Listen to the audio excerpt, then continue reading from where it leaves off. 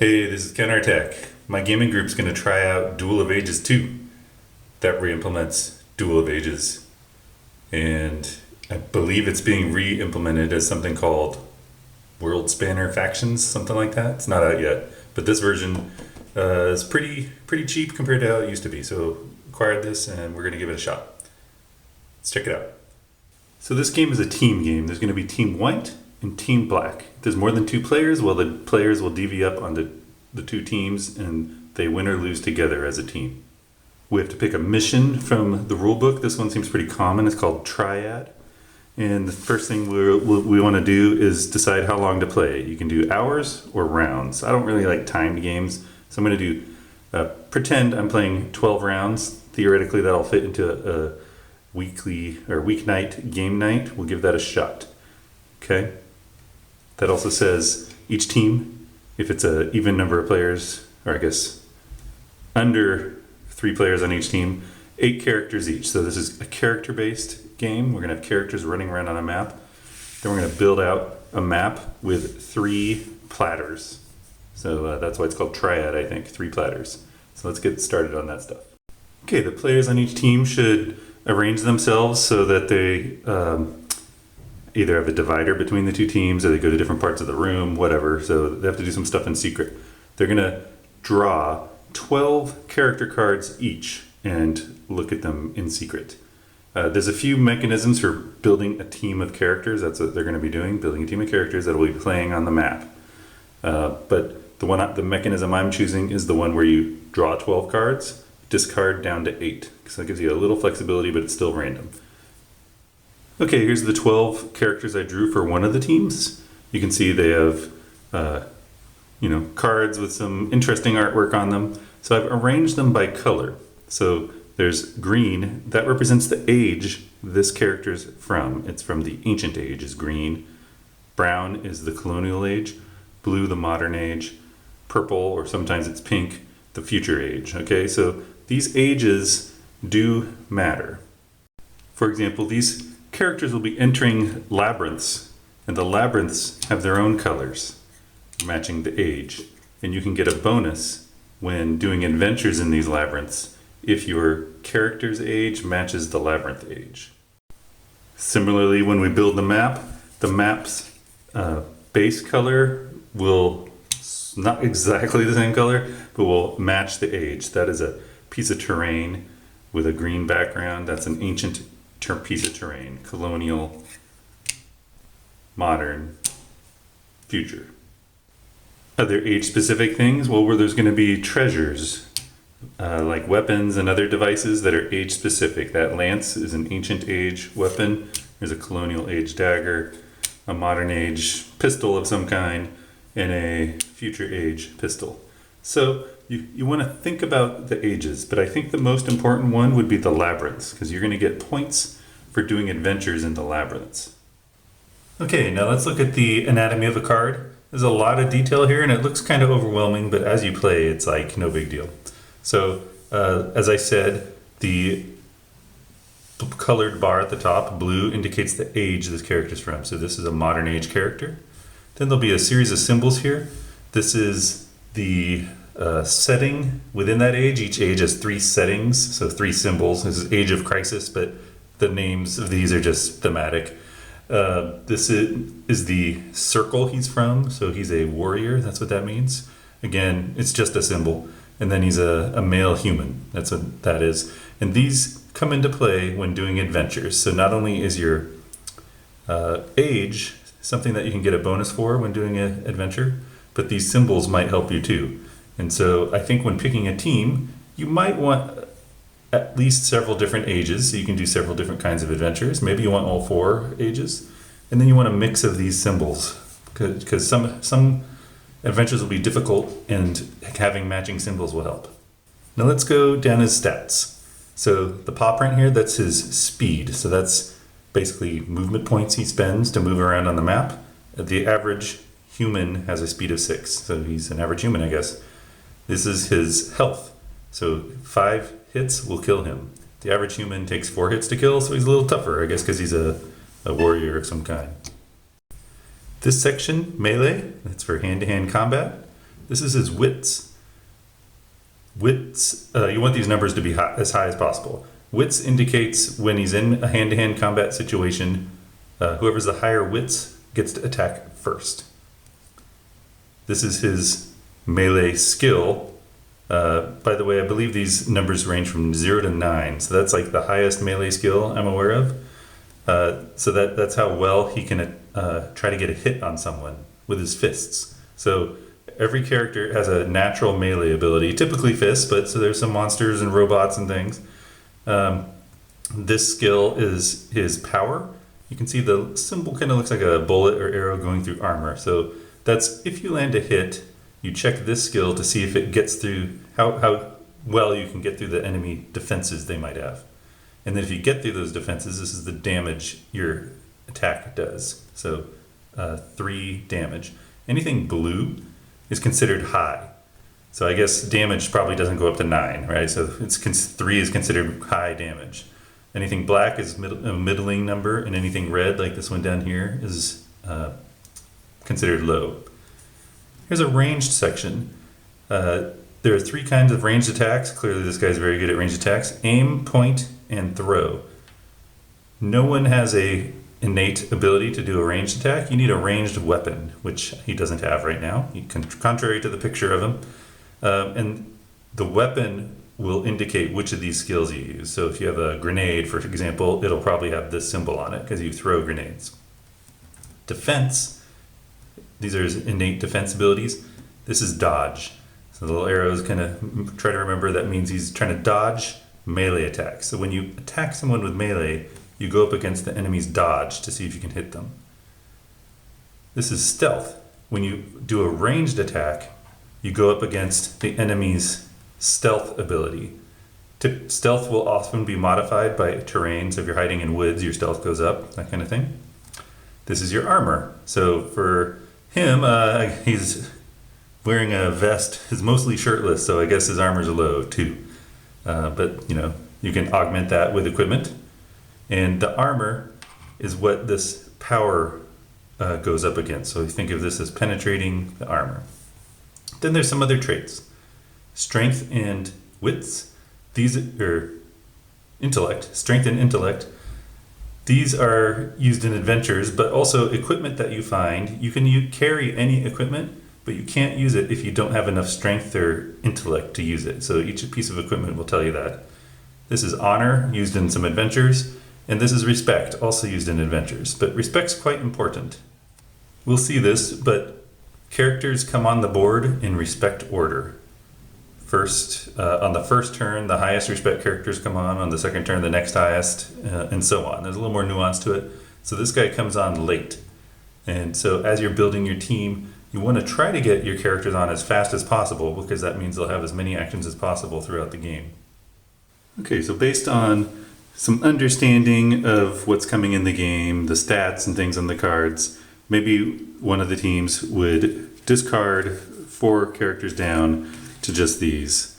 When I sort of went through this, I thought, okay, well, I want to make sure I have at least one of each color, which I do. This draw had a lot of purple, so my choices were a little bit limited there, but that might be okay. Maybe going all in on one color or heavily on one color could give an advantage. But other things to look for are reading the special rules for each character. Every character has special rules. For example, this Jade the Unicorn, well, it's a very fast character, goes 8 speed, so maybe that would be running over to do adventures. But it can't use cards. There are cards representing like tools and weapons and stuff, and it's slow through buildings and swamp and things like that. So you want to kind of look at those special rules. You might see some icons of weapons here. Those are specializations. If you find those category of weapons, you get bonuses with them. Also, anything with a number, those are extra cards you draw. They're either equipment or henchmen, things like that. So those are things you want to look for. Put together a team that you think makes sense together. Once both teams have assembled their character teams, they sort their characters from highest to lowest. Respect was the the number at the bottom of the crown that determines order of entering the game. And then they each reveal their highest respect card. If they have a tie within their deck, they can pick which one to reveal. So reveal. Okay, so we look and we see this unicorn has 8 respect. This knight has 7 respect. So this will be the start player. This is going to be team white. If they were a tie, you would continue revealing cards until someone has the highest respect. Now we're going to go into map building. We do not reveal more cards. We keep it secret from the other side what cards we have other than the ones that were revealed to determine who's first player. Starting with Team White, which is the first player, they pick a platter. Each team is going to get to pick a platter that will go into making the map. Team White, in this example, might choose this platter. I was just thinking we have that unicorn that can run really fast. I happen to know that you can snap the labyrinths where the adventures happen into these little spots. So maybe, and there's also spawn points. So maybe that unicorn will just like run back and forth behind this obstacle that's hard to see through, trying to adventure as much as it can. Also, this is pink or purple, and we had a lot of purple or future age characters, and so we might be able to get some bonuses more frequently by having one of the boards in the game future. Then Team Black picks a platter. Now I didn't show you my creation of Team Black, but there are a lot of like sniper type characters, and so this platter has this plateau. This is like raised terrain that you might want to get like some guys with guns on top of to shoot pretty far. So I thought that might be an interesting platter for them. And this scenario is called Triad. There's 3 platters involved, so we randomly select the third, which came up to be this sort of forested, swampy, or I don't know if that's forest, buildings I guess, future area. Now starting with Team White, taking turns, each team's going to place up to 3 map pieces, or a total of 3 map pieces, but the first one has to be the platter, or they have to use the platter in that first set of 3 they do. Other kinds of map pieces, I've already shown these are labyrinths where you can do adventures, and each one is a place you can score points. These are all collectively called keys, I guess because they lock the platters together. These are spawn points. Each of these is like a dome. I don't know, kind of like in Hunger Games when they come out of the ground and they're on the little platform. Well, this is like a domed version of that. So those are spawn points on the map, and they come in different age colors. And then this is kind of a funky adventure, sort of the goddess of the war or something, where you can go do some special abilities there. Okay, so what we're going to do is try to fill all the little key slots on those platters and build a map out. Oh, I almost forgot. There's 2 other kinds of keys that have to go on the board. These are the bases for each team. This is the white team's base and the black team's base. And it kind of looks like the labyrinths with the adventures, but these sort of have little spots that have special abilities for you to use. So we got to get those down too. So the white team starts, and so this is the platter they selected. So they have to put this down along with 2 other pieces of cardboard. It can be the random platter or a bunch of keys or whatever. So I don't know. We're just going to do this kind of quickly, but I know we have that green unicorn that's really fast. So maybe I'll get the green labyrinth down, because I know that unicorn will get a bonus doing green adventures in this labyrinth. Okay, and then maybe that means I should also get like a spawn point nearby. Maybe we'll throw the spawn point here. I think I don't know. We'll go here, so that unicorn can spawn there perhaps and go run in there, do the adventure. Okay. Now with the black team, maybe they'll throw something down here. I don't know. Maybe they'll throw another spawn point down. And then they'll put their starting platter here with maybe some like good line of sight. Put some snipers up here on the hill, on the plateau, I should say. Hard to say. And then maybe I don't know. I think they had a good number of blue guys. So maybe they'll just throw the blue here. So when you place a labyrinth, you have to make sure the entrance is not blocked. So I don't know. Well, maybe we'll do something like this. Just I'm not going to think about it too hard here. Then the next. Go back to Team White. Now they don't have to place a platter.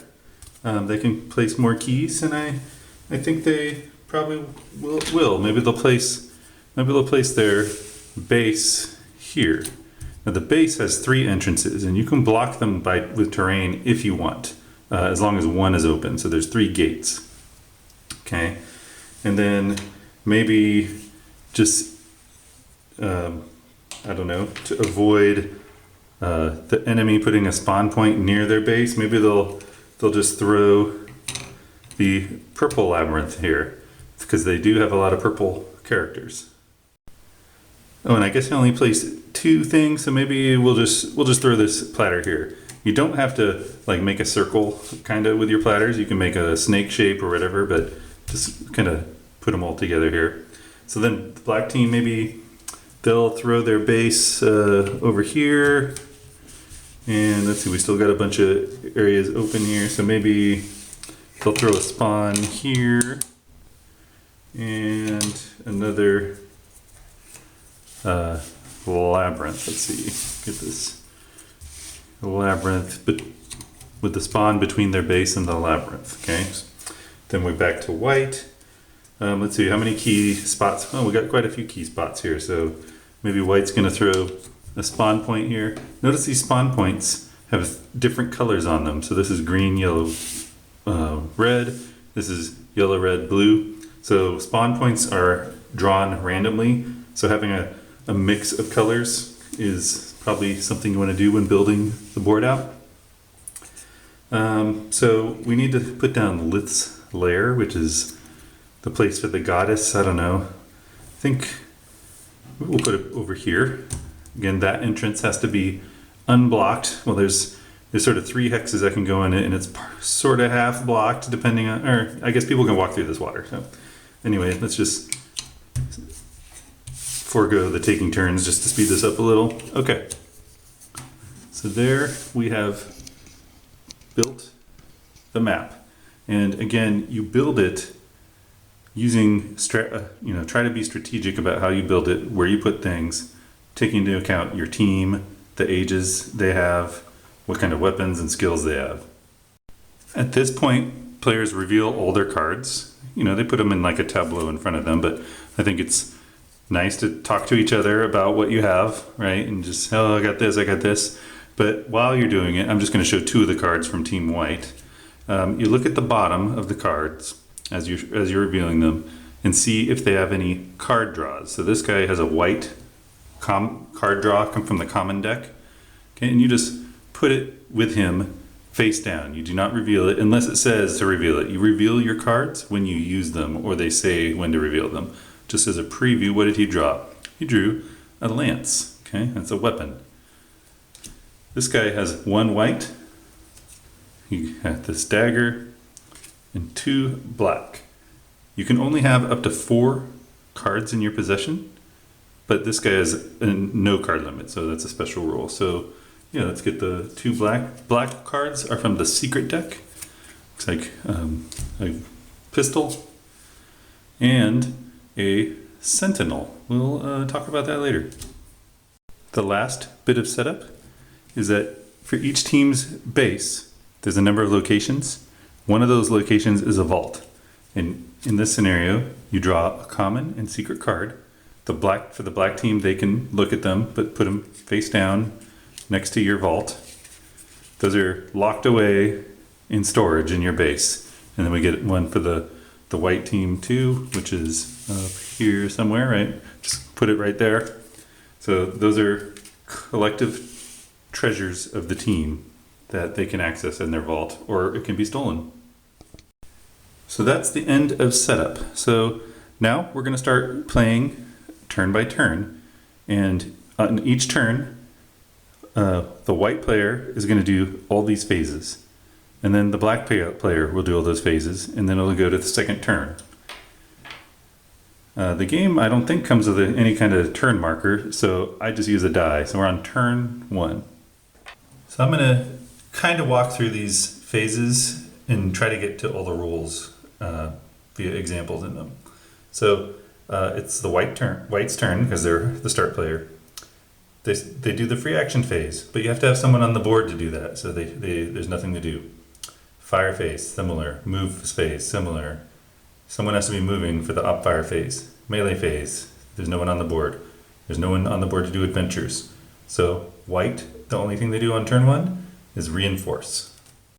When you reinforce, you look at the highest respect of the enemy's cards. So in that case, it's Sir Gawain tied with whoever this is, so 7. Then you look at all your respect. Any respect of 7 or greater, those characters come onto the board. So you can imagine if I had all 7s and 8s, every single character would come on the board. So that would be a great startup, because you want to get as many characters on the board as possible. But in this case, I have 2. Then it drops quickly down to 5. Okay, so we'll go ahead and bring those 2 on. We go find the markers that represent them and make sure they're on the white side. So there's a black side and a white side for them, okay? And then I can bring them on in any order I want, but I basically get my challenge deck. Each team has their own challenge deck. We're gonna randomly select a spawn location. There's a lot of stuff on this card. You just look here for the dome color. So we'll do Jade the Unicorn. It has to spawn at a blue dome. And I think his name's Homer, something like that, at a yellow dome. So maybe we would spawn our unicorn, our fast unicorn, over here on this blue dome, because we want it. Well, where would I want it? Actually, yeah, over here. Let me rotate this around. It's kind of hard to do this on camera now. So I remember I wanted this unicorn to run into this labyrinth, and there's a blue dome here and one here. So maybe we'll spawn it right there, okay? And then Homer had a yellow dome.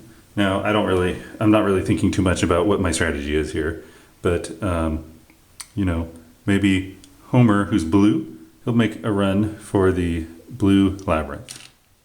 Just a quick pause, like, why would I want to run into those labyrinths? Why do I want to do anything? Well, I'll go into more detail, but essentially, when you go in a labyrinth, you do an adventure, and the adventure can generate more cards for you. You can get cards from adventures. It can also bestow permanent buffs to your side. That's what these printed items are here. So there's other reasons to do it. Plus, as you do adventures, you'll put your markers in here, and whoever's the most markers in a particular labyrinth is going to get 1 point. So each labyrinth is worth up to 1 point per team. Okay, and there's 4 labyrinths. Similarly, each base that you can destroy enemy base locations. Whoever has destroyed the most enemy base locations gets a point for bases. So there's another point available for base destruction. So that's a total of 5 points available right now. Another is Lith's Lair. You can go to this goddess or whatever it is and gain her favor. So whoever has Lith's favor is going to get a point. Okay, and then finally, there's a point for just harming the enemy characters more than yours are harmed. So we can get a point for harming characters for Lith, 4 for the labyrinths, and then 1 for damaging bases. So I think I got everything. So I think there's 7 points total available in the game. So that's why I might want to start these 2 characters here, because they can go try to start getting a start on getting points in these labyrinths. Okay, now it flips to Team Black. We're still on turn 1. They don't have any characters to do any of these things either, so they go straight to reinforce. It seems like it's a fast game. No, it'll get more going on. We go ahead and reinforce, but we look at Team White's top card that's not on the board. It's a 5. Team White had a really poor drawing of respect. These are very low respect values down here. So Team Black, we look for a respect greater than or equal to 5. So it's this guy, this guy, this guy, this guy, and this guy. So they're going to bring 5 guys on this turn. That's a very fast ramp up, and I'd say they have a big advantage. Okay, I went ahead and just reinforced all those characters. You know, this guy's brown. He might want to go over there. she wants a gun, and I happen to know that in the black base's vault there is a gun. So these are just examples. This guy's pretty fast, not as fast as a unicorn, but he's green. Maybe he can go out there and challenge a unicorn to get into the ancient area.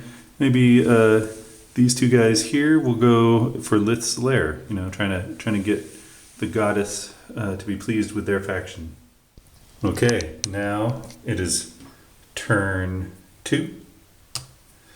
And we go through it again with Team White. Free action. They do have characters on the board, so they can take free actions. There aren't any really. I guess there's some. So what they can do is, if sometimes there's a character dies and leaves their cards on a space, they can pick them up. They can do anything that says as a free action. They can trade cards with friendly characters that are in the same space. So that's a common thing. Cards you can't use, you give to your friends, and vice versa. You can destroy cards you have. Some of these things you cannot do if there's an enemy in the space with you, but those are free actions. There aren't any they want to do right now. They can then fire. Well, everybody's inside a dome, and a dome is impenetrable until you exit. So no one can fire. Move. It's time to move. You must leave a dome when you're in a dome. All right, let's demonstrate movement. It's fairly straightforward. So we can go to each of our characters on the board and move them. We'll start with the unicorn. So as a reminder, its speed is 8. But let's see what it has here. Its speed is 8, but it's going to cost 7 points of that 8 to move through a building. So we don't want to move it through a building or swamp. It's going to cost 3 to move through woods or rough. Those usually cost 2, so it's a little slower in hard terrain, yeah? But we didn't pick it to go through hard terrain. Because all this is clear. If you're not sure what the terrain is, you grab this little card here, and it's a little confusing because each age depicts things a little bit differently, but clear definitely is clear. We can see right here, these are some future age woods, so they cost 2, but for the unicorn it's 3. That's a special rule, right? This is deep water. It's impassable unless there's a special rule saying otherwise, okay? That kind of thing. So just pay attention to the card to see how much it costs to move. But this guy might just go 1, 2, 3, 4, 5, 6, 7, 8. Moves done. One thing to keep in mind on the sequence of play here, op fire. Op fire allows characters with ranged weapons to shoot at you as you move on your turn. But I know all the other enemy pieces are inside domes, so they can't do that right now. And any characters with treasure cards, I'm looking off to the side, are not near this unicorn. So I know that's very, very unlikely anyone has a ranged ability. But that's the move. While we're here, we might as well get Homer going. So maybe Homer, his move is 7, so he's quite fast. A typical human 6, he's quite fast. But I can see here, this is regular water versus deep water, and that costs 2. So maybe he goes 1, 2, 3, 4, 5, 6, 7, and he enters the mouth of the labyrinth, but he hasn't gone in deep enough to do any adventures. The first adventures are on these icons here. We work our way through the sequence of play, and we get down to reinforce again. I'm looking at the top card of the other team. Its respect is 4, and we have on the white team 2 4s and a 5. So these 3 cards are coming on for the white team. So they're starting to catch up on the number of characters on the board. I'll go ahead and do this on my own. So as part of reinforcing, I drew 3 red domes in a row, and I ran out of red domes on the board for this guy. When you run out of red domes or any of the color that's depicted, you can pick any dome. Now it's black's turn to. No one wants to do a free action. No one can fire. They're still all in domes. They move. I think one of the moves is Zara the big game hunter. She moves at a speed of 6. Looking at her abilities, okay. So she needs a gun. Why do I say that? Well, she has great aim in blue. She has specialties in, I don't know what the names of these are, but like sniper rifles and energy blasters or something. And so she gets with all aim weapons, +2 to hit and +1 a damage against creatures, and increased range by 4. So she's excellent at ranged fire, and I happen to know, just as the black team, these aren't the greatest guns for her, but because they don't match the icons, but they're still, like, we can get farther range with guns. So I know there's 2 guns in the vault of the black team. So she might go 1, 2, 3, 4, 5, 6. All right, so I went ahead and moved everybody off camera, except for this guy with the unfortunate name of Finbar Taint. So he is in a dome right here, and his speed is 7. Nothing else about movement for him. He doesn't have any equipment, so his speed is 7. But I see an opportunity here. He can go 1, 2, 3, 4, 5, 6 and join Jade the Unicorn there, okay? And normally you'd want to be very careful if you think someone has a ranged weapon, because as you're moving, they can shoot at you. And in my first playthrough of this anyway, I noticed especially humans or human-like things are very squishy and can be one-shot. So be very careful moving in range of someone that has a weapon until you've at least armored up. So the reason I wanted to show that part is, we moved. The next phase is op fire, which is firing at someone that's moving on their turn. Melee, so we're ready for some melee. So everywhere there's a space with friendly and enemy units, a melee must occur outside of any weird special rules. Okay, and the active player, Team Black, gets to choose the order. So this is the only melee we have right now. So first we come into the melee section of Finbar Taint. His wits are 5. Okay, this is how, sort of like initiative for combat. Who gets to attack first? 5. We compare it to Jade. Oh, Jade's is 3. I'm thinking Jade isn't the hottest melee person, although, pretty strong here with, I guess, from the horn. So 5 versus 3, so Finbar Taint gets to go first. If it was a tie, the active player goes first, which would still be Finbar Taint, okay? Then Finbar is going to do an attack using their melee skill of 7. It's blue, indicating it's high. So melee skill of 7. You compare it against the enemy's dodge skill, which is 3. So Jade is not very good at dodging. That's not good. The difference is +4 in favor of the attacker. We flip a challenge card. We're looking for attacker is better, yes, 4. We come down here through these numbers. We got 3 to 7, our 4 falls in that range. We come over here. It's a green sword. That means we got a hit. So that's what we're trying to do, is get a hit. Because using his cat's paws or whatever. Okay, so we got a hit. Next, we have to see whether that hit gets through Jade's defenses. So it looks like Jade just has like horsehide, yeah? So we look at the power value of Finbar.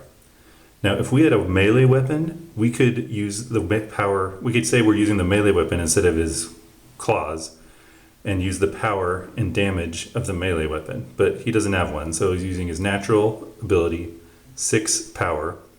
We compare that against the armor value of the target, 3.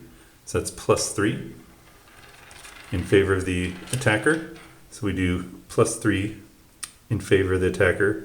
So we come over to here. That's a sad, let's see, what's that called? That's a fail. So these little faces here are color-coded to different kinds of events. But this is a fail that says -2 damage. The star is damage, so -2 damage. How much damage do those claws do? 2. 2 minus 2 is 0. Okay, so this value here, it modifies the natural damage. It could have, let's see, so yeah, this is just a really bad card. That's a failure card, essentially. Okay, so it did 0 damage in that attack. Always keep an eye on the bonuses or special abilities of characters. For example, Finbar says on all of Taint's hit and adventure challenges, treat fops and amazes as fail. Okay, So he didn't get a fop or an amaze. What am I talking about? Those are the little smiley faces. A fop is the death one. An amaze is like your best you can possibly do. But I think he got a pass and a fail. So for whatever reason, because he's a pessimist, those don't work out so hot. Now Jade attacks back. Jade's melee is 7, minus the defender's dodge is really high, 8. In fact, you flip it around. 8 minus 7 is 1 in favor of the defender. Let's see if Jade gets it. 1. When the defender is better, fortunately it is a pass because we're here and it's a green sword. So we got a hit with our horn, I guess. 9 power, so that's very high. His armor's only 3. That's 6 in favor of the attacker. 2 to 6 is a pass, but it's just a plus 0 damage. Plus 0 damage to 2. Finbar takes 2 hits. So Finbar takes 2 hits. So now his health is down from 5 to 3. I'm treating this as a minus 2. Okay. If he were to get to 0, the attacker would choose whether he dies or is imprisoned. If he dies, he's just out of the game. Done. If he's imprisoned, he goes to the white player's base in the prison there. And he's stuck away there until the game ends or his friends bust him out. Having characters in your prison makes you more likely to win the combat victory point. So remember I said killing enemies and capturing them contributes to whoever does the best job at that gets a victory point for combat. So anyway, but that didn't happen. We just do 1 round for each character, done with the melee. No one's on an adventure space, so we go ahead and reinforce, and we're bringing the rest of the black team's players on, or characters on, because they will have 4 respect, and the highest respect of Team White that's still not on the board is 3. So black really ramped up quickly. I'll do that off camera. Okay, then we'll speed ahead here. Turn 3. Team White starts. There's no free actions I want to do. I don't see any way to do an example of fire yet. So move. Homer's going to move into this labyrinth's adventure space. There's actually 3. This one, and this one. Each of those is an opportunity, if you succeed at the adventure, to put a Team White marker in here. So you can have up to 3 markers in here. A mix of black or white or all of one color. And then we're going to, if you succeed in an adventure, you'll place the marker on the 1 space in from the start of the adventure, of the part of the labyrinth. If you do another adventure, you can push it all the way in and get this bonus, or this bonus, or this bonus, or all 3. Okay, so I think I like moving fast, so maybe we'll come over to the 1, 2, to the prestige spot, and we'll just stop there, okay? Similarly, down here, Jade is in melee, but you may always leave melee. Moving out 1. Now if this guy had a ranged weapon, he could op fire on me as I move out. But I can see that he doesn't have any cards on his character, so I know he doesn't have a ranged weapon. So it will come in here and also go to the speed, so they're the same. There are actually alternative labyrinths if you want to like mix up the kinds of abilities they can give you, but I just went with the basic one, so that's another thing. And all the other characters, I don't really see a big reason to demonstrate moving them, so I'll just move them off camera. Okay, I actually lied. Here we have the Weinstein brothers. Okay, here's their card. They move at a 6. Let me see what abilities they have. Okay, it doesn't really matter too much for this example, but they are carrying some equipment which is hidden from the opponent. They just know there's some cards there, but they want to use one of those equipment items, so they have to reveal it. They're wearing the crickets, which are some kind of anti-grav boots, and it grants +1 to the speed. There's the paw print +1 speed.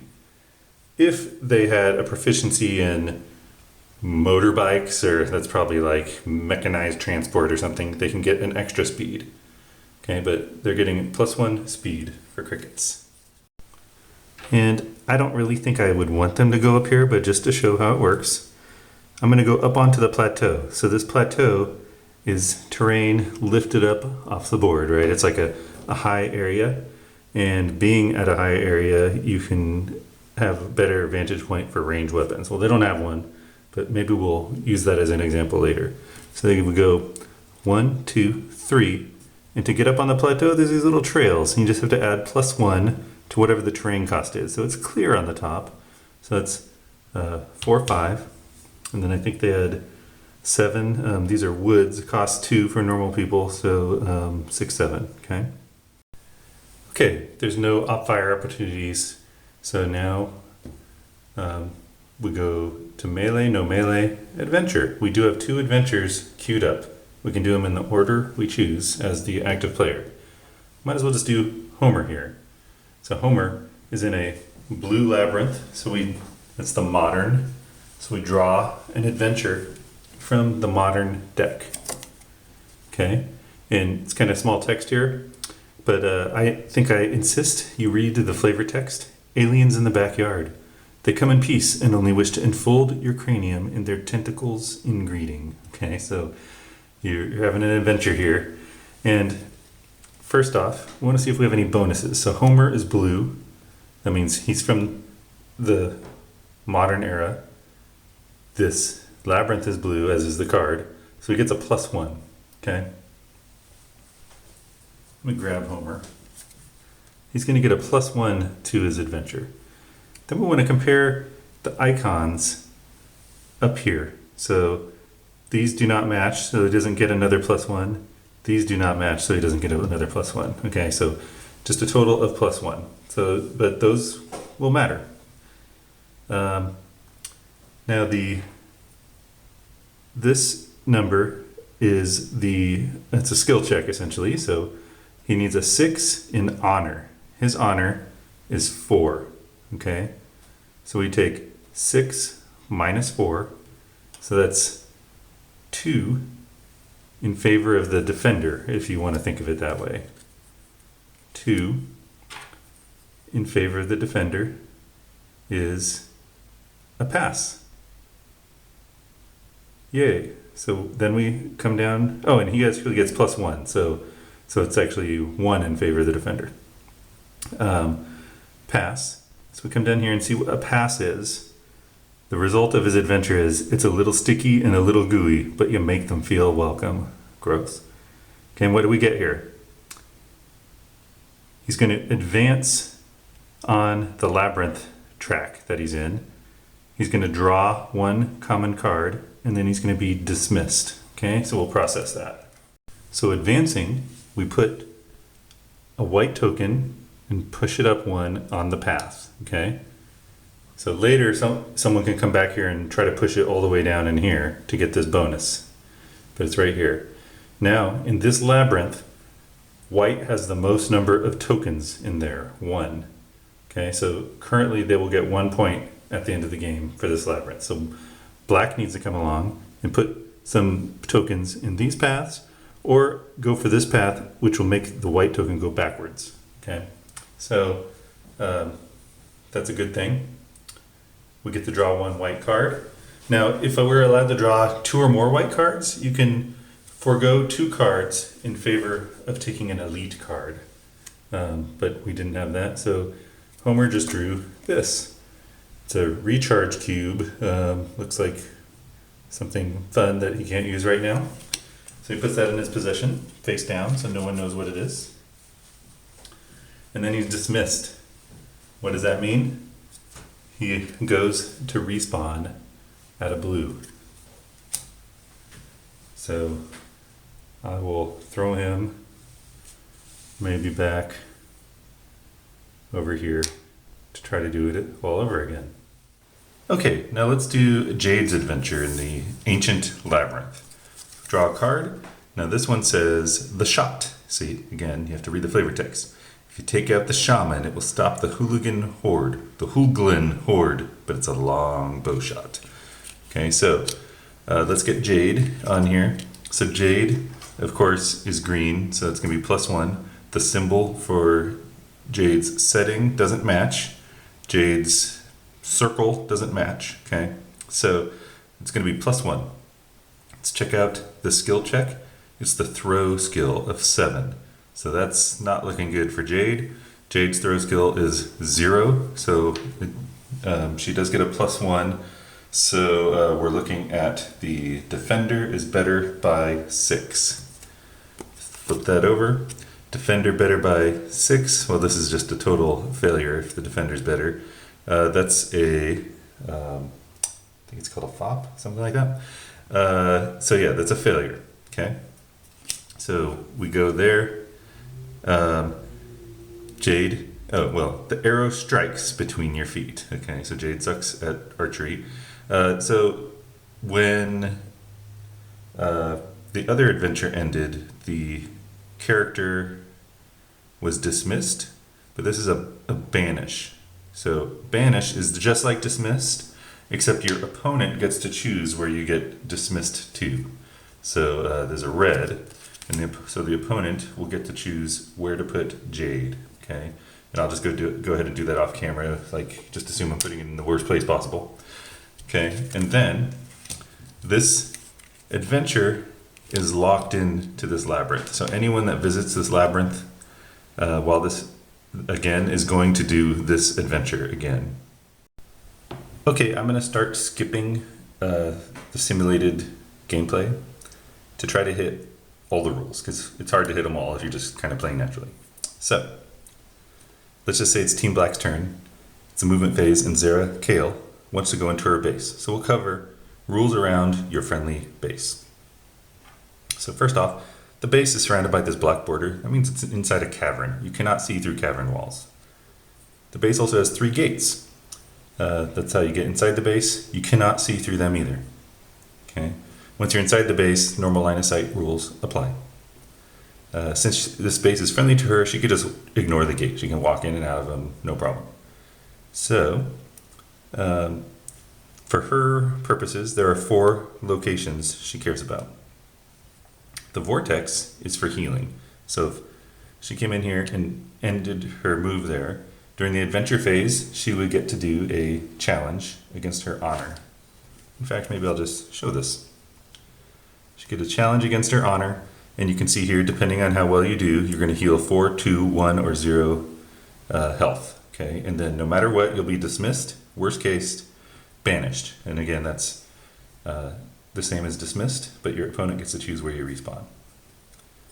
Okay, alternatively, she can go down to the prison.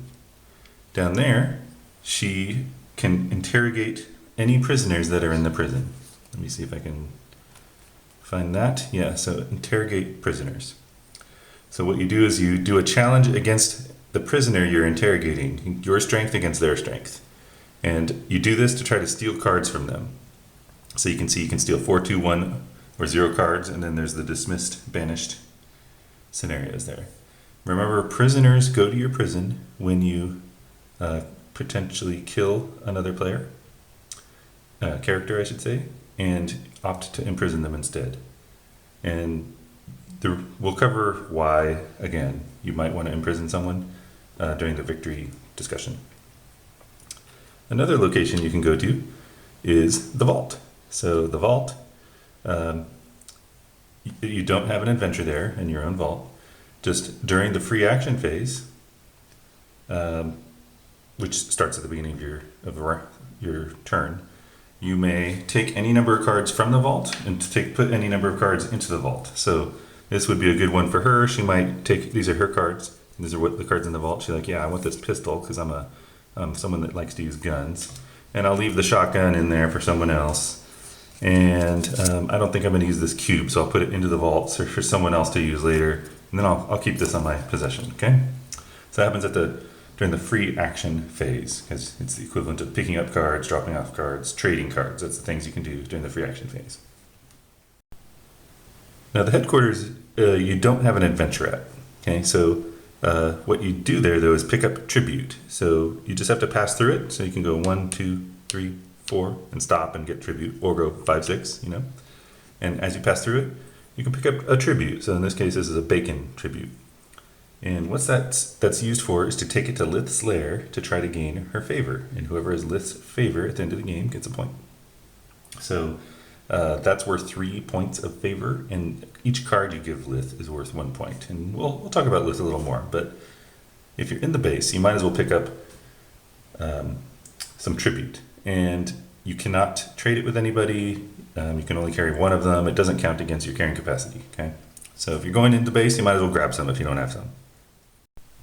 The last thing I want to cover for a friendly base is repairing damaged sites. So let's say an enemy got into this base and damaged this gate in the vortex, okay? And they put their tokens in here. That's bad because the gate stops working. It's now open to enemies. And the vortex stops healing.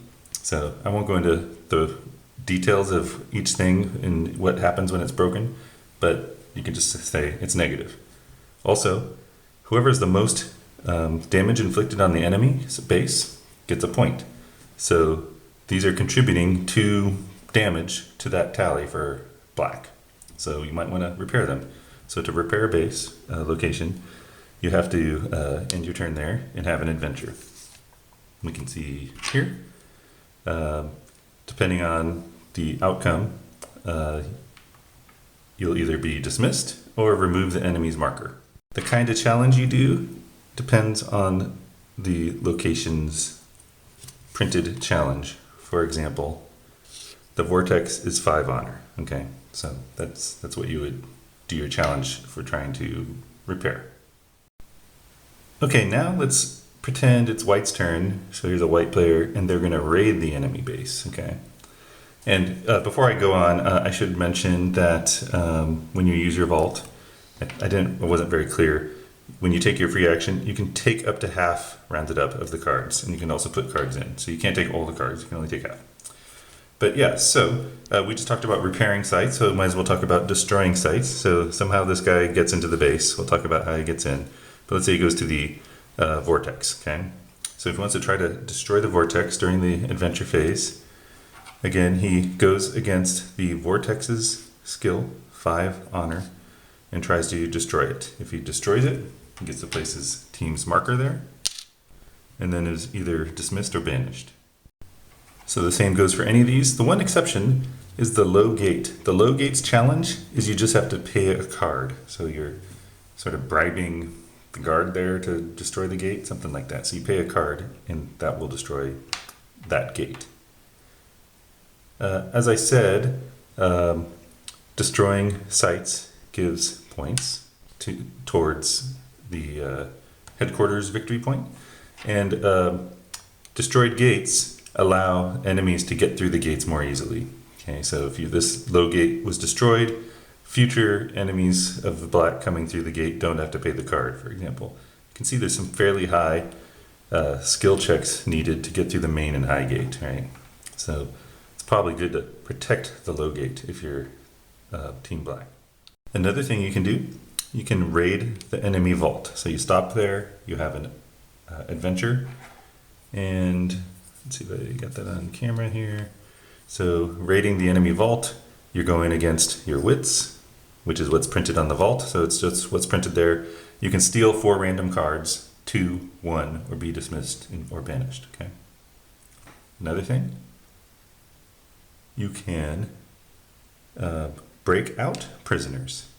So right here, you do a 5 strength. You can free 2 prisoners of your choice, and then you and the prisoners are dismissed, or free 1 prisoner, and then there's dismissed and banished outcomes. Okay, so this is why you would go raid an enemy base, to break out prisoners, to steal treasure, and to ruin things, and to try to get the base destruction point.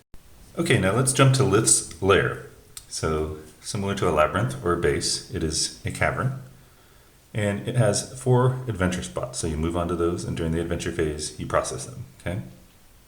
Let's start with the reflecting pool. So we can see it's printed right here. It's going to be a 5 intellect challenge, okay?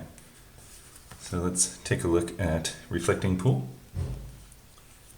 So if you amaze, the enemy team must reveal 6 currently unrevealed cards. You then are dismissed, but gain 1 point of tribute. So whichever team has the most tribute gets a point for Lith's favor, right? And we can see there's some other variants of that. So you try to figure out what the enemy's cards are, their treasures that they're carrying, okay? So then there's the Obsidian Fangs. It's a 5 strength check. In this one, you can banish enemies. So that's like, right, like dismissing them to send them elsewhere. To be respawned elsewhere, and you get to choose where they go. You can also see there's some variants where it dismisses an ally, that's a friendly character or henchman. And then there's other variants there, okay? And then there's the Wailing Cave, which is a 5 wits challenge. And you can see here, like, an amaze is choose an enemy with no more than 4 cards. That enemy must place all cards in his vault. You are dismissed, gain 1 Lith tribute point. Okay, so you're, again, the first one up the top reflecting pool is like figuring out what cards the enemy has. This one's sending them to the vault, so depriving them of the cards. And then we can see similar outcomes, just with fewer cards, right? So then finally there's Lith's Chamber, and that's used for 2 kinds of adventures. Adventure 1 is you just offer tribute. So if you offer a tribute, like bacon, that's going to give you 3 points of Lith's favor. If you offer unrevealed cards, as many as you want from your possession, you get 1 point. So you can try to get a lot of points, and I use dice to track the points, okay? Whoever has the most points of Lith's tribute is going to get effectively a victory point, okay? The other thing you can do in this chamber, and you get dismissed, by the way, as soon as you do that. Other thing you can do in this chamber is the secret deck of cards. It's the black deck. It has, among other things, tests. So you would have a test for Lith in your possession. It's essentially a mini adventure, and they kind of look cool. At least this is one of them that looks kind of cool. So this one like gives you some permanent ability or grabs a bunch of cards and things like that. So that's another reason you might want to go in there, is you have this in your possession. Okay, starting to go through some random topics. So your equipment, your treasure.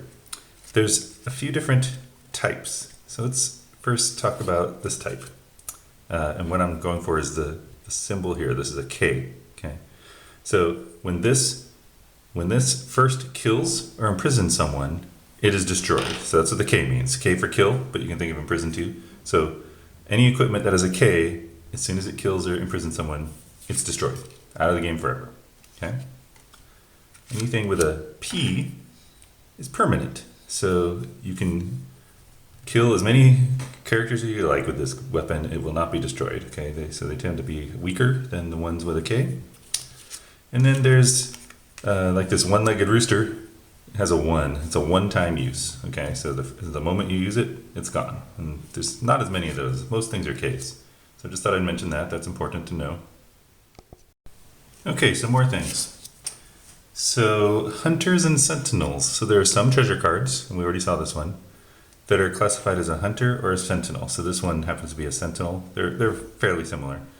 A sentinel, when either one, you unleash. Okay, this one says you can unleash it as a free action, and it also says to set up the sentinel must use all move points in setup space. Okay, so there's 2 ways to unleash it, I guess, in this case. And unleashing it is just wherever you are, you place it on the ground. It acts as a character, so this would probably be a good one to put up on the hill here. But it acts as a character essentially, but a sentinel cannot move, so we can see its speed is 0. And we can also see it has some stats, but the most important thing is this is a ranged unit with an 18 range, right? So it's like a little sniper robot gun, you know, so there's other things like that. So it just sits there, and this one's a K, so as soon as it kills someone, it's gone, right? And then people can come in and shoot it and melee it, okay? So it's just like a character or creature in that sense. Another kind, which I'm not going to put a piece on the board for, but it's similar, but it's a hunter. So when you unleash a hunter, it says unleash in a free action at enemy in line of sight. It says also you can unleash in melee. So they all have slightly different rules. This is like a character, but it's really just like a creature.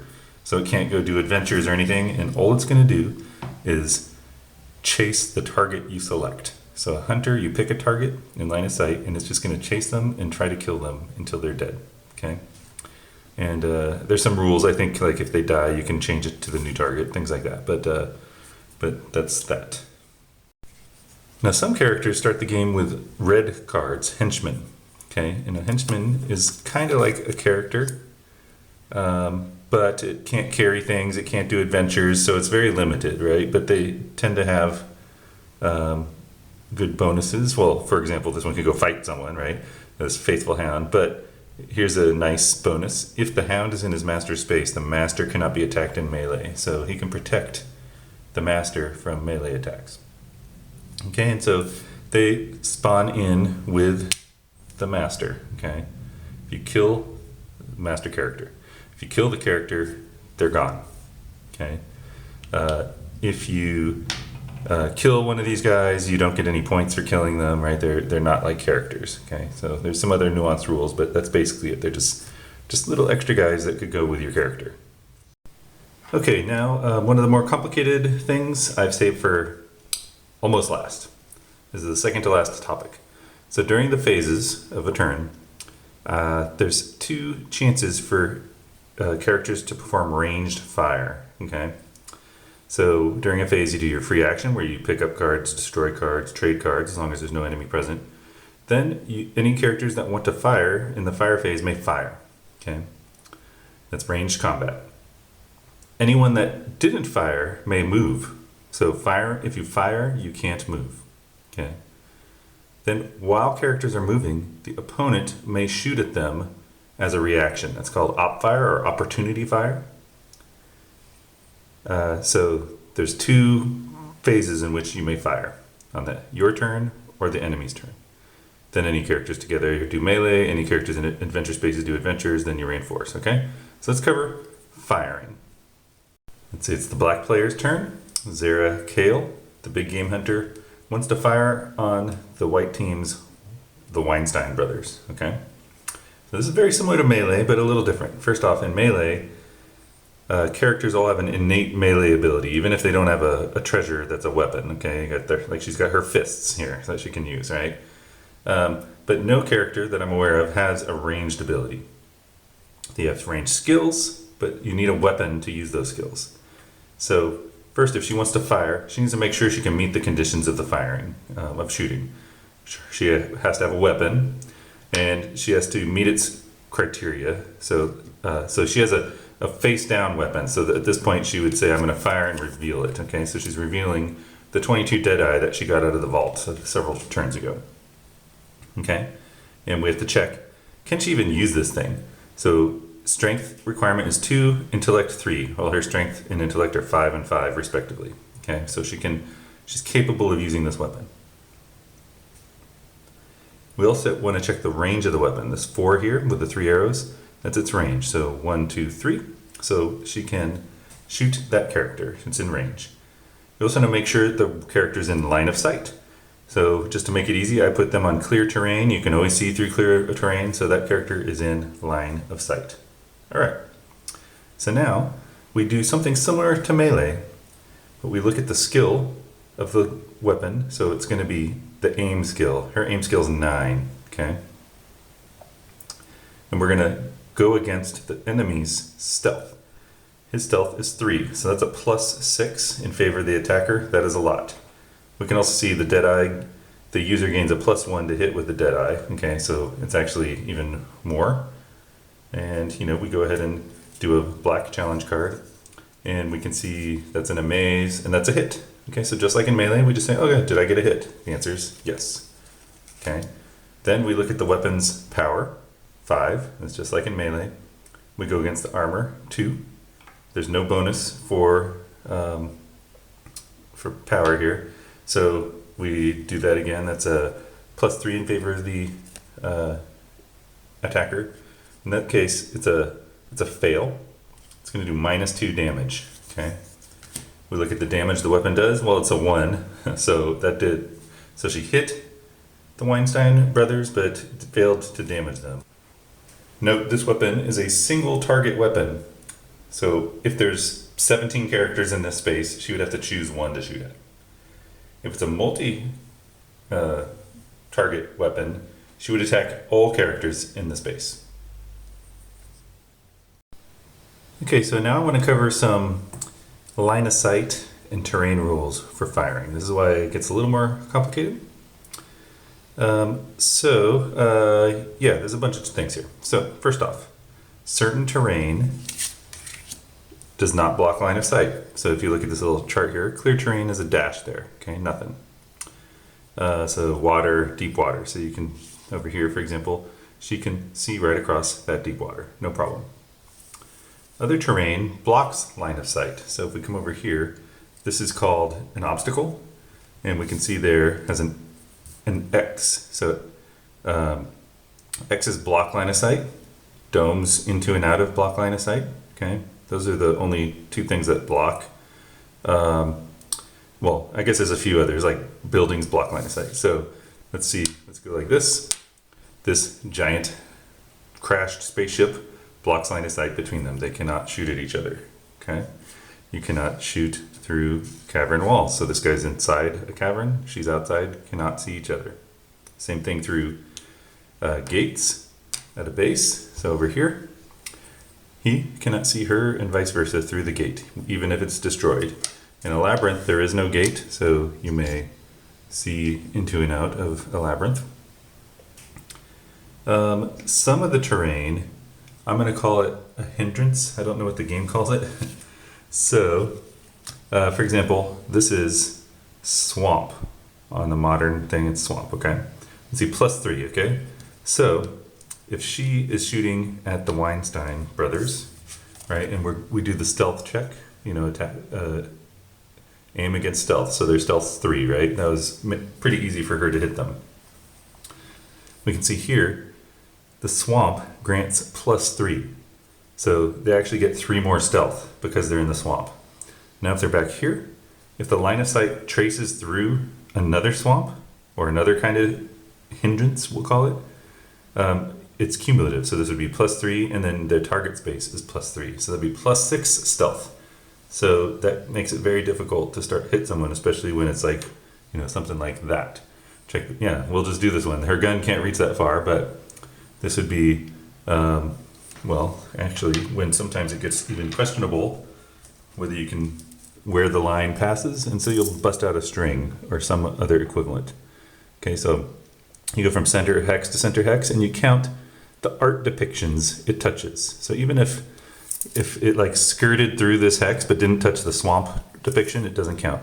So also, you know, where's the center of the hexes? I dispute your ability to figure out where the center of them is. Like if there's a dispute like that, you remove your character, drop these little center hex things on, agree that they're groovy, and you go like this, right?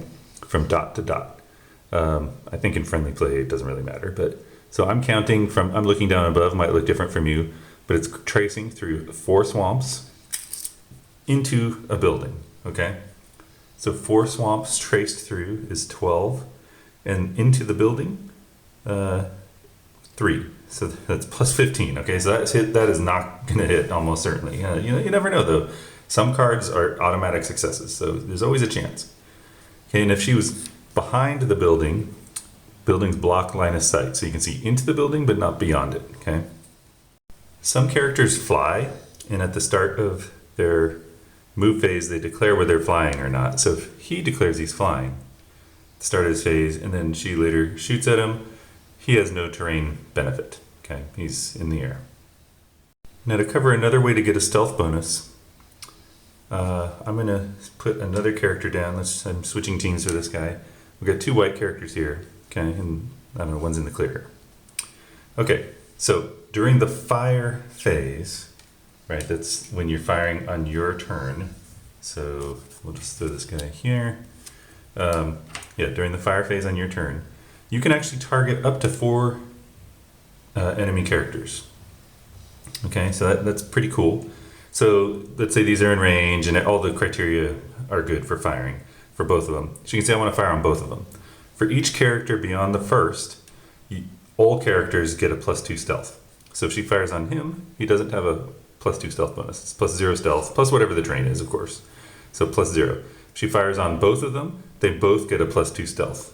So I don't know if there's like the maximum you can shoot at is 4 on the fire phase. You know, this is +2, +2, +2, right? The first one doesn't count.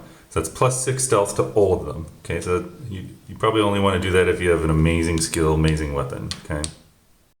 Okay, let's slide over to another part of the map. So another kind of terrain is what is this called? Brush or something? Rough. So rough. So if we look there, rough +2 in space only. So say she's here.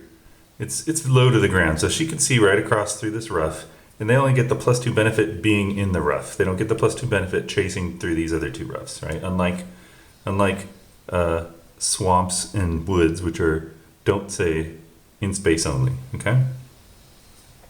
One thing I forgot to mention: no matter what, if there's an enemy in your space, you cannot fire.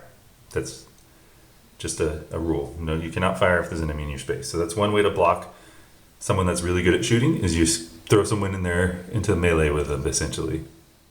Now let's cover the plateau. So if you're both up on the plateau, it's as if you're both on flat terrain. Okay, so this is clear terrain from their point of view.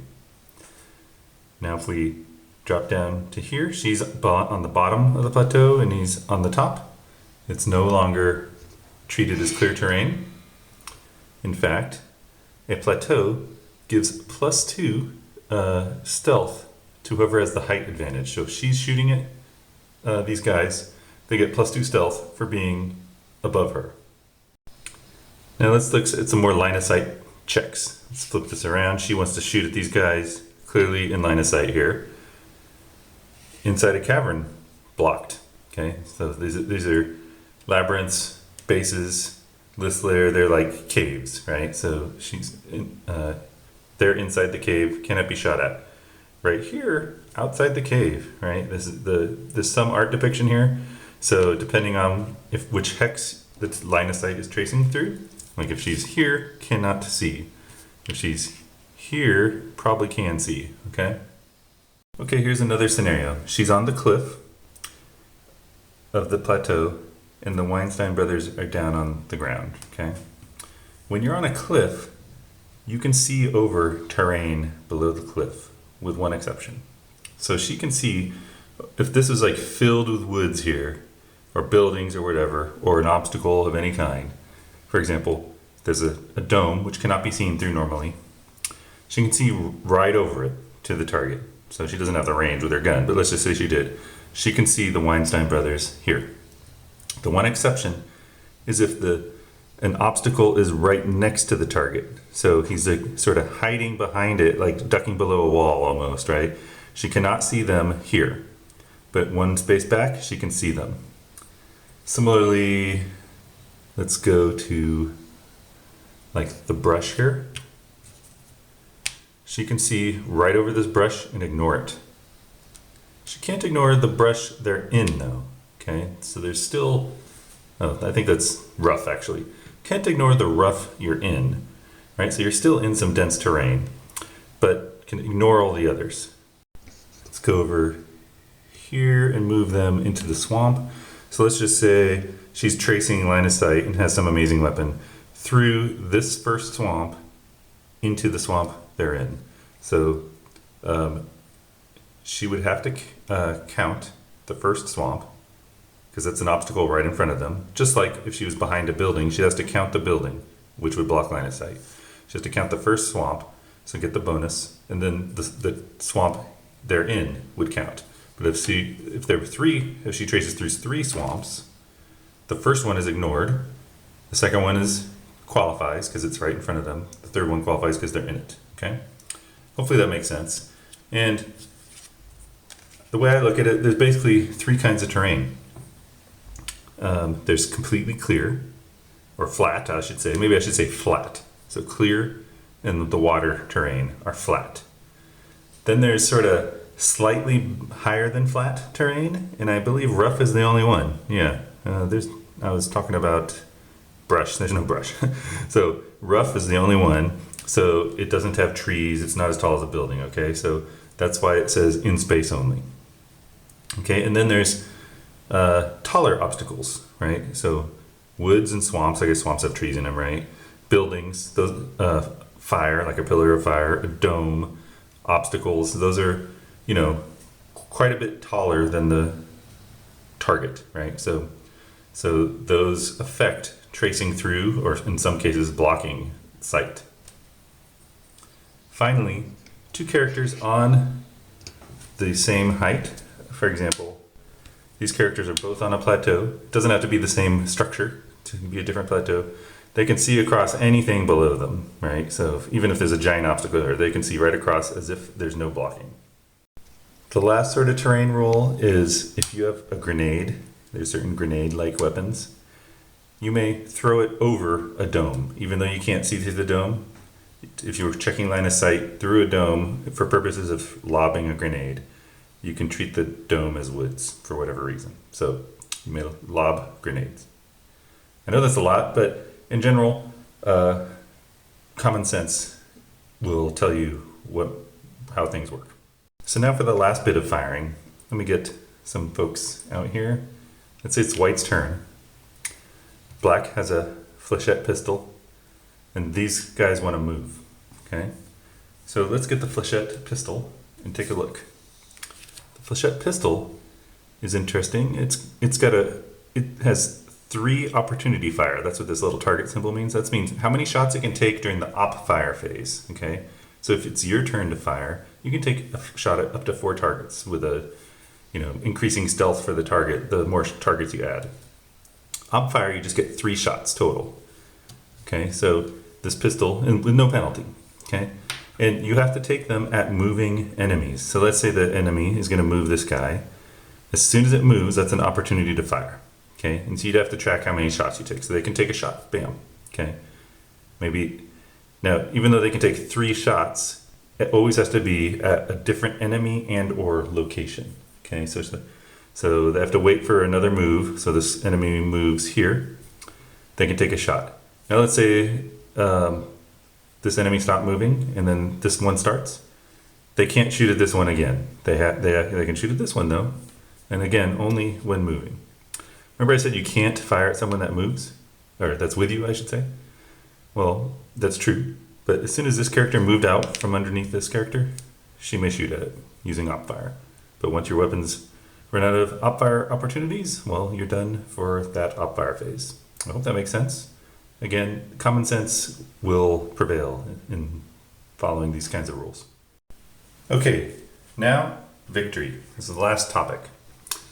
How do we determine victory when the game ends? So the last game turn finishes, and how do we determine that? First, we go to each labyrinth. So here's one, and we look at how many markers from each team are in the labyrinth. Whoever has the most gets a point for that labyrinth. Okay, so team black and white have equal numbers, so that's 0 points for either side for that labyrinth. Over here in the future labyrinth, they get 1 point to white. Okay, so you total up all 4 labyrinths. Okay, so let's just say that's 1 point for white. Done. Okay, so but there's potentially 4 points available from labyrinths. Then we look at bases. How many damaged sites are in the black base? 2. How many damaged sites are in the white base? 1. That's 1 point in favor of white because they did more damage. Okay, so bases collectively offer a single point for victory. Lith's Lair. Can I get this onto the camera? We'll go like this. Lith's Lair. So I'm using dice here to track. In fact, we'll go like this. I'm using dice to track the favor Lith has for one side or the other. So the black team has achieved 1 point of favor. Right? Let's say the white team had 4 favor at one point. The black team gets 5 more favor. It would drop those 4 to 0 and go 1 towards black. So it's kind of a spectrum kind of thing. So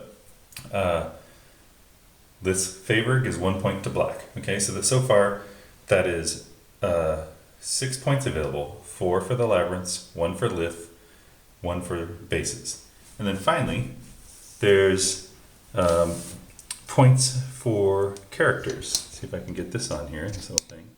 So I went through, and this is fake, of course, but I went through and got all the black characters and put them on one side, and got all the white characters and put them on the other side. Looks like I'm using the wrong sides, but whatever. Okay, and then each side totals up the points for characters. So white, you get 2 points for each unwounded character. So that's 4 in this case. 1 for each wounded character. So that's 5. So those are like points for surviving. Dead characters are worth 0. Okay. Imprisoned characters, so this is in the black team's prison, -1. So it looks like they got 4 character points. Okay. And they're trying to see which side has the most points, right? So these guys have 4 wounded, so that's 4, and then 4 dead, or 3 dead, so that's 0. So actually that's a wash, so it's 0 points. No one did better than the other in this case, okay? But let's just say that one extra dead person. Now, white has more points than black, right? So they get the victory point. So there's this 7 potential victory points, but as you can see, it's quite possible for many of them to be a wash. Okay, so that's like end of game winning. There's actually 2 insta-wins in this game. Insta-win number 1 is called a Valor win, and that's basically at any time if you have twice as many characters unimprisoned as the enemy, you win. It's actually more than twice, so if you have 5 characters that are not imprisoned and they have 2, you insta-win. Okay, so killing characters is a good way to insta-win. The other style is a glory win, and that's if you have more markers on the board, so that's from doing labyrinths, from raiding bases. If you have more than the enemy, and the number you have is equal to the number of starting characters. So in this example, each team started with 8 characters. So if you have 8, let's say if white had 8 of these markers on, and or at least 8 of these, and more than the enemy, that's an insta win. So those are, I guess, to short circuit one team blowing the other away and torturing you for hours. So anyway, there's a few other little tidbits, but that's the base of the game. And yeah, if you watched this far, thank you. It's kind of long-winded rules explanation, but there we go. So have fun.